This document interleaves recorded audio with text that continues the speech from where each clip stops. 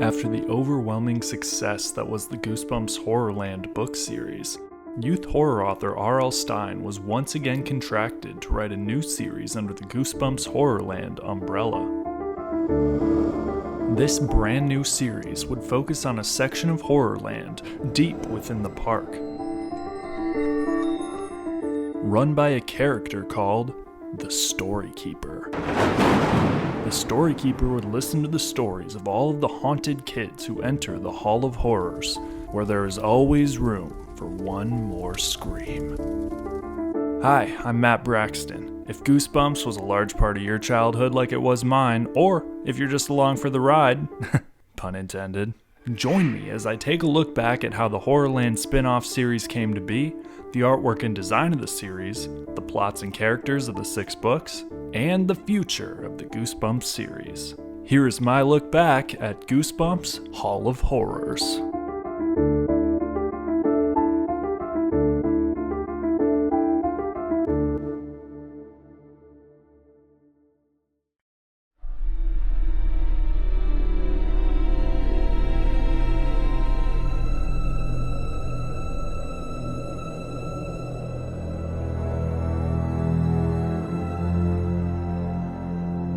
Following a drawn-out legal battle over the rights to the Goosebumps franchise and accusations that Stine employed ghostwriters for many of the original Goosebumps series books starting with number 17, Why I'm Afraid of Bees, Scholastic agreed to purchase the rights to the Goosebumps franchise for $9.65 million. For nearly a decade, there wasn't any new Goosebumps media produced, aside from 2003 reprints of the original series and the release of a graphic novel remake series in 2005. There was no new Goosebumps material, no new series, until Horrorland in 2008. The first 12 Horrorland books consisted of a groundbreaking 2-part story, where Part 1 would be in the classic Goosebumps anthology style, and Part 2 would be an overarching story where the protagonists of the series would meet in Horrorland to, over time, experience the fears of the park, have sort of rematches with the villains, and ultimately work together to defeat the evil Karloff menace. Despite some of the books feeling rushed, convoluted, or simply not fleshed out enough, the series was a hit amongst fans, especially because it was clear that with the Horrorland books, online flash game, and video game of the same name, that there was so much effort put in to make the series good, fun, engaging, and, most importantly, a success. This prompted Scholastic to renew Stine's Horrorland contract to produce an additional 7 books for the series, this time with a new overarching plot having to do with the Chiller House gift shop. The new arc added to the Horrorland series was more heavily criticized by fans for not being quite as engaging as the first arc, and because it was not tied into any other media like the first arc was. That said, the Chiller House arc was still very popular. This prompted Scholastic to once again renew Stine's Horrorland contract to produce 6 more books for the series. This new set of books, however, would be a spin-off of a spin-off. This new series would be called Goosebumps Horrorland Hall of Horrors.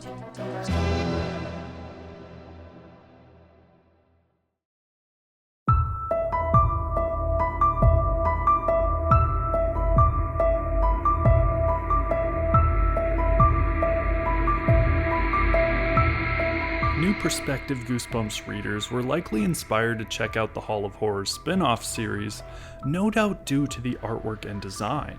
Because, like I always say, it is commonplace to say don't judge a book by its cover, but it is far from commonplace to actually abide by the saying. Throughout the various incarnations of the mainline Goosebumps books, the artwork and design of the books themselves have drawn in generations of audiences. Whether it's the sometimes spooky, sometimes wacky creatures, twisting perspectives, or more expansive views of popular areas, many Goosebumps fans began collecting the books because the amazing art pieces on each cover allowed fans to feel like they were collecting trading cards or other collectible merchandise.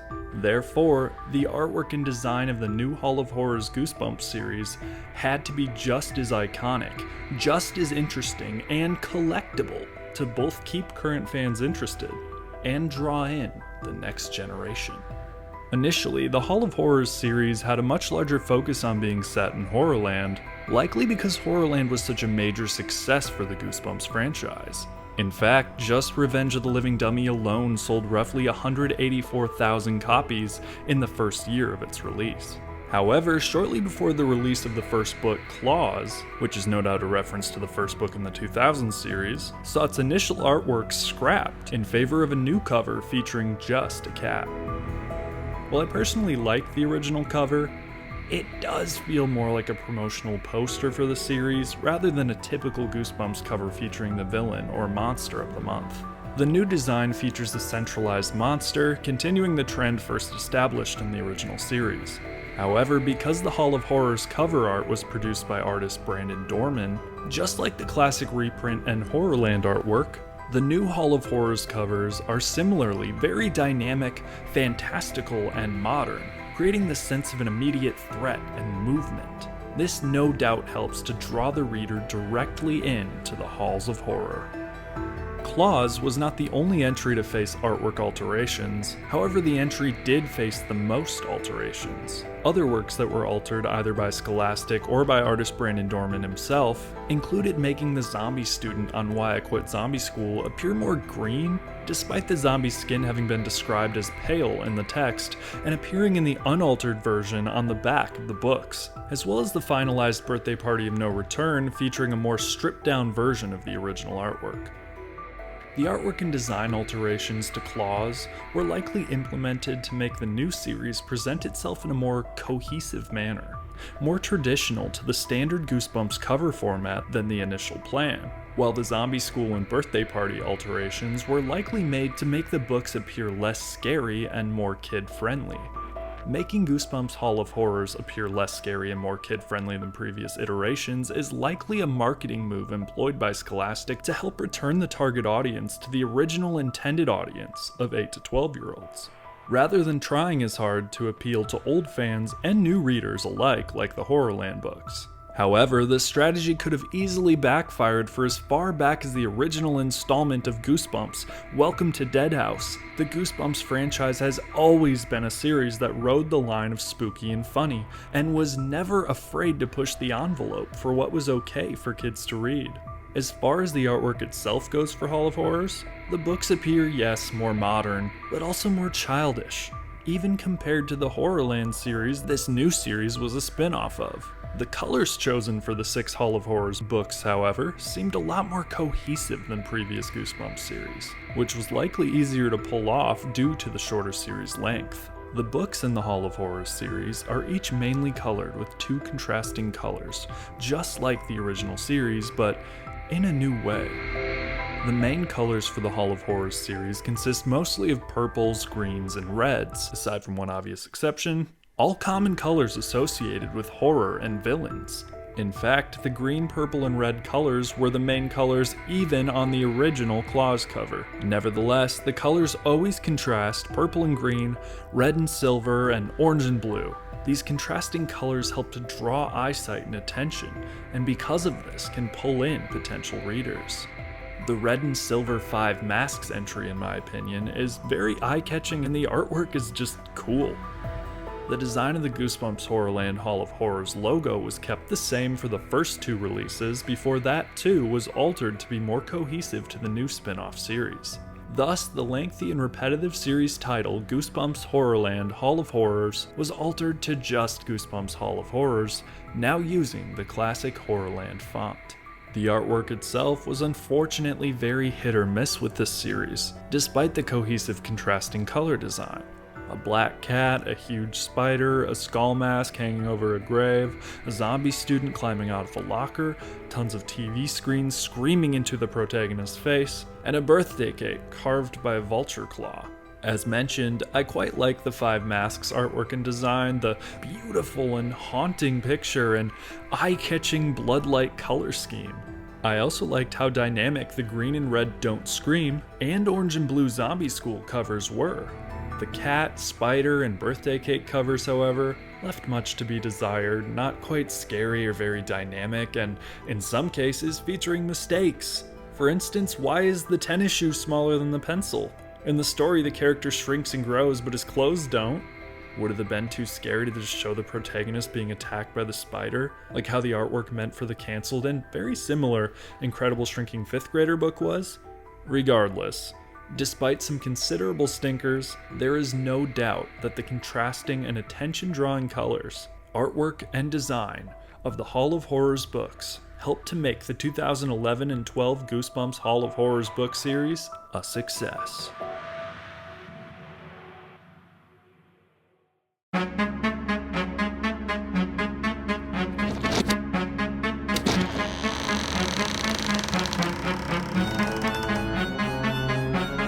The Hall of Horrors series consisted of just 6 books that, unlike the Horrorland series it serves as a spiritual successor for, does not have an overarching story.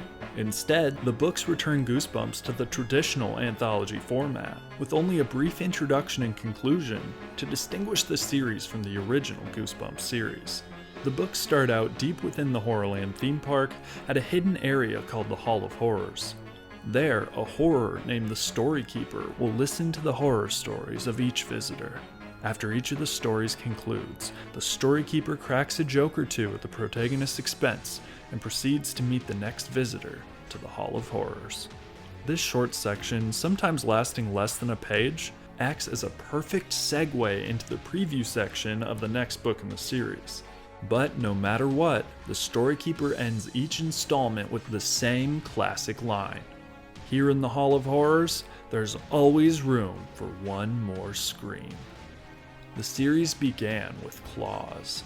As mentioned, the cover went through multiple iterations but finally landed on the artwork of the black cat Bella, ready to pounce, along with a design featuring just Hall of Horrors in the Horrorland font, aside from the original printed versions, of course. Interestingly, despite the cover design changes, the insides of the first couple books still feature the original Horrorland logo. The book itself was strikingly similar to the Series 2000 book Cry of the Cat, and with Cry of the Cat being the first book in the 2000 series and Claws being the first in the Hall of Horrors series, Claws was likely a reference to Cry, despite Stein being interviewed saying that he had a very rough time with Cry. Claws begins with friends Mickey and Amanda being put in charge of cat sitting for their neighbors. The cat Bella ends up running into the street and getting killed by a truck.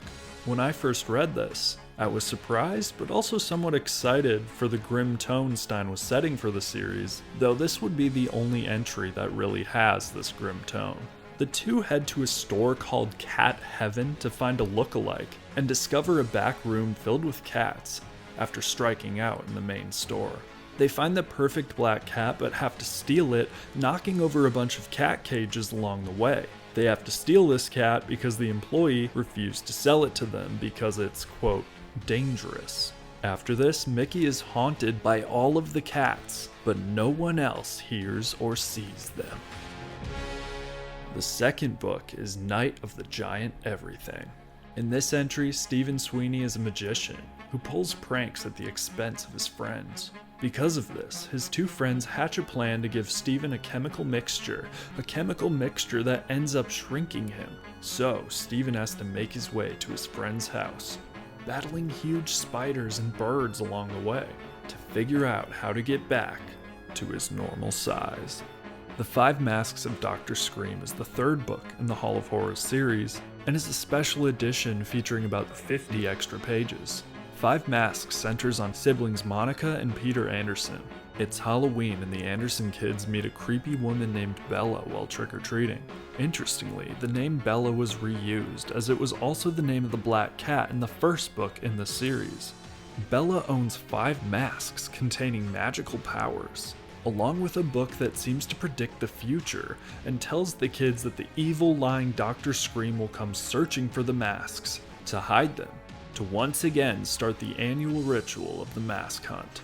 The kids have to find all of the masks before sunrise, or Dr. Scream's evil will be released upon the world. By the end of the book, it is revealed that the game itself, the hatred of Bella and Dr. Scream, is sort of the true evil of the story. There isn't a real good and bad side, nuanced for a Goosebumps book.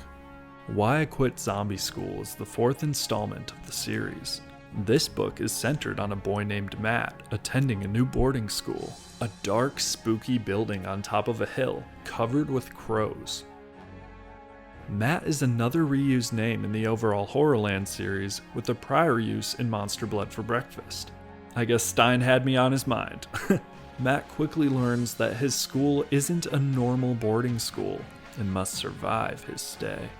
The gruesomeness of this story is mostly used for gross-out humor, but it was thrilling enough to keep me reading. Honestly, this is probably my favorite one of the series, which was shocking to me because I was never able to make it to the end when I was a kid. Don't Scream opens with protagonist Jack Harmon finding a phone with a new friend on the line that says to not make her mad.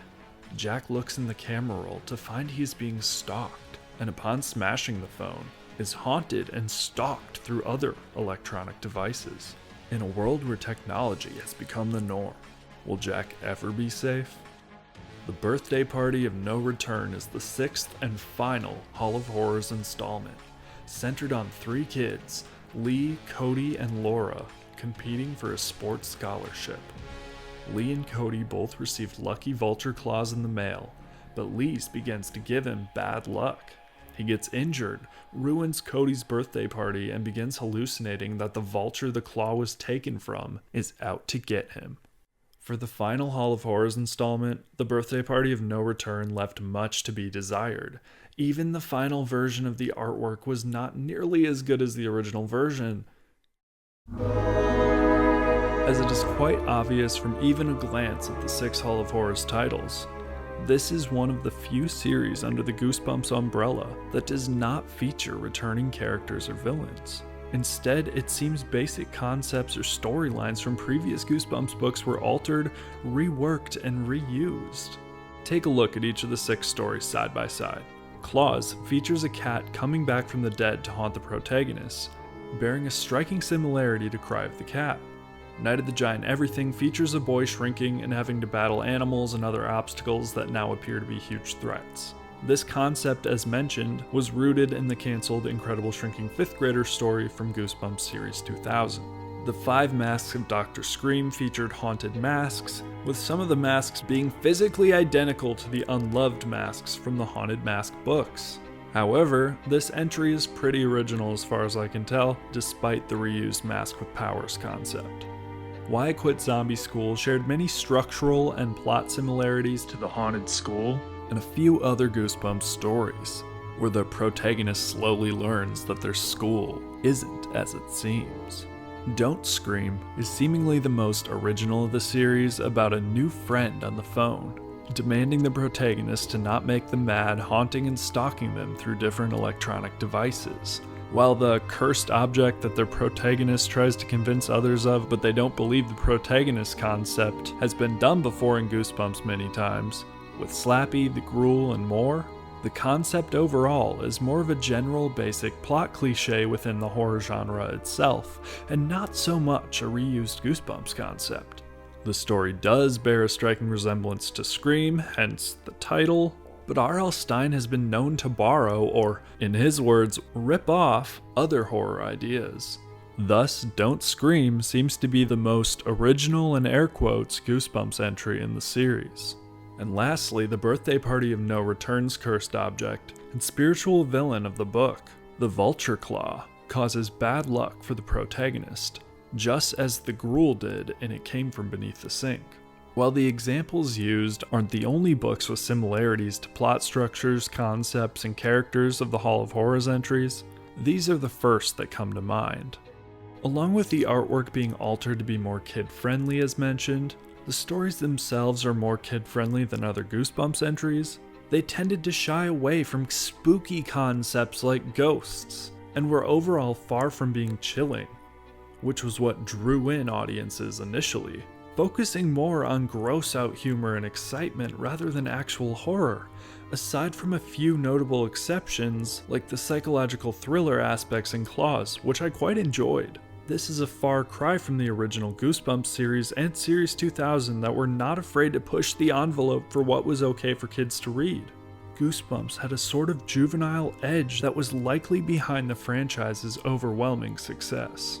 It gave kids nightmares and taught them lessons.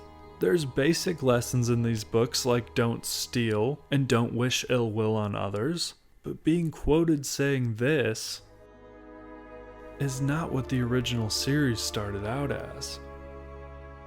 I still enjoyed the series overall, but again, it was far from original.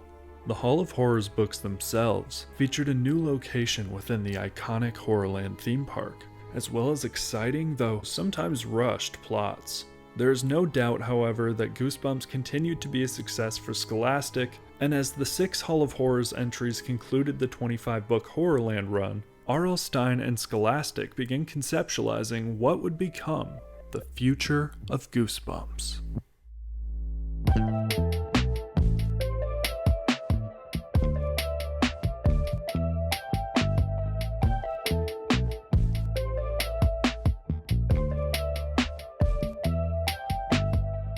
There is no doubt that the intense popularity of the Horrorland series and its tie-ins, and its sequel series, Hall of Horrors, helped to breathe life back into the Goosebumps franchise. After all, Goosebumps had been relatively dormant for nearly a decade, since the release of the final Series 2000 book, The Ghost in the Mirror. Sure, the Goosebumps Gold series was in development before Scholastic bought the rights to the franchise and issued reprints in 2003 and the release of a graphic novel series in 2005. But there was no new Goosebumps material, no new official series, until Horrorland in 2008. The Horrorland Revival series and Hall of Horrors spin-off is widely accredited for repopularizing the franchise, building name recognition for the brand, for a brand new generation of young readers, as well as old fans. So with such a popular new series, a glaring question arises. Why did Hall of Horrors stop with only 6 books? Hall of Horrors consists of only 6 entries, far from the 19 entries of the Horrorland series it was meant to be a spiritual successor to. Were they sort of meant as special editions like the later Most Wanted series had it? It was just good enough to leave me wanting more. While the Hall of Horrors run was short, remember back to the original title of the book series, the original design. Hall of Horrors was initially meant as a new arc, a continuation, rather than a full spin-off. Therefore, the 6-book length was meant to simply bring the Horrorland series from 19 to 25. The Hall of Horrors miniseries, just like its predecessor Horrorland, was a hit amongst Goosebumps fans, despite featuring only original stories rather than featuring villains from previous entries, as became the norm in the previous 2 decades of Goosebumps. Because of this fact, however, the Hall of Horrors series was likely not as popular as Horrorland, presumably why Scholastic decided to discontinue the series in favor of something new but familiar. In January 2011, R.L. Stine was interviewed by Jen Dahl from The Village Voice. The original interview took place a whole year before its publication and was updated with a new section before its release.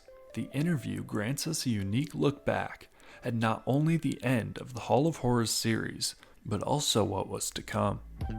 In 2011, Stine was quoted as saying, "I just finished Don't Scream yesterday. I'll start the next one tomorrow. It's called The Birthday Party with No Return. At one point I was doing a novel every 2 weeks. I had 2 series going. I don't know how I did it. Goosebumps and Fear Street, the success was so exhilarating it kept me going. Now I do 7 Goosebumps a year and that's a lot. I write every day from about 9 a.m. to 2 p.m. Stine then went on to advertise his new show, The Haunting Hour, which premiered, quote, "On this new weird channel, The Hub. We're getting pretty good ratings. They just ordered 4 more shows, so we're doing 22 episodes. It's really fun. It's just like the Goosebumps show, maybe a little bit darker." The new Haunting Hour show aired on The Hub, alongside reruns of the classic 90s Goosebumps television show, making The Hub the 4th service to air Goosebumps, Cartoon Network being the 3rd. Stine stated, "I feel very lucky. I have a 3rd TV show. That's a lot for a children's author. You think of all the millions of kids who learned how to read from these books. I had my own ride at Disney World and a 3D movie at Busch Gardens. It's more than you ever dream of, really." A year later, 2012, Dahl reached back out to Stein and he commented, "This is a very special year for Goosebumps. It's the 20th anniversary year." I have mixed feelings about it. The kids who were 10 in 92 are 30 now. But we're gonna do some special things. The very first hardcover Goosebumps book comes out in July. The first hardcover Goosebumps book was called Wanted: The Haunted Mask, which would return the series to its standard of bringing back old characters, along with the standard anthology format reinstituted by the Hall of Horrors series, and would ultimately kick off Stein's brand new Goosebumps series, Goosebumps Most Wanted.